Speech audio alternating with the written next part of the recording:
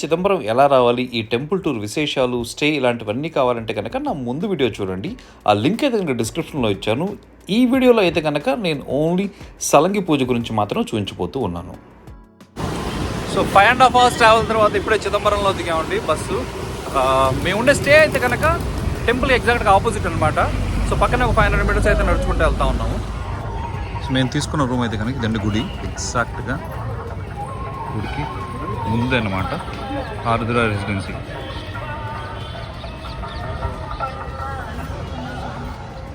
ఇప్పుడు చిదంబరంకి వచ్చాను. నా సలంగు పూజ ఇక్కడ చేస్తున్నారు. సో నా డ్రెస్ పార్ట్స్ అంతా ఎక్స్ప్లెయిన్ చేస్తా. సలంగి పూజ అంటే తెలియని వాళ్ళకండి, భరతనాట్యంలో గజ్జలు కట్టే పూజని సలంగి పూజ అంటారనమాట. అలాంటి పూజ మేము నటరాజస్వామి దేవస్థానం చిదంబరంలో చేసే అదృష్టం రావడం అనేది చాలా అంటే చాలా లక్కీగా ఫీల్ అవుతున్నాము. ఇక్కడైతే కనుక మా పాప ఆ పూజకి కొత్త డ్రెస్ ఒకటి కుట్టించారనమాట భరతనాట్యంకి. ఆ డ్రెస్ అంతా కూడా ఎలా ఉందని చెప్పేసి వివరిస్తూ ఉంది. స్ప్రెడ్ అయితే అనమాట అది.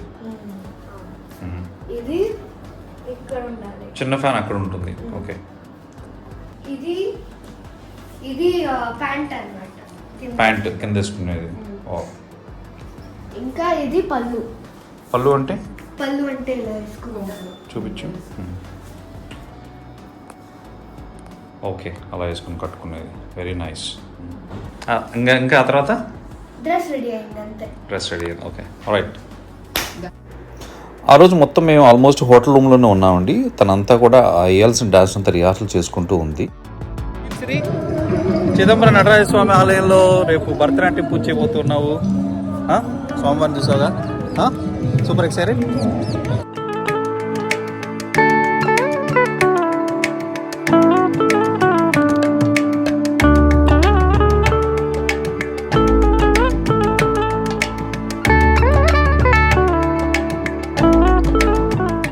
సాయంత్రం త్వరగా పడుకొని నైట్ మేము 2ంటికి లేసామండి. ఎందుకంటే మా పాపకి మేకప్కి 2:30కి మార్నింగ్ స్లాట్ ఇచ్చారనమాట. సో ఆ స్లాట్కి ఆ టైంకి వెళ్ళేసేసి అక్కడ మేము మేకప్ చేయించాలి తనకి.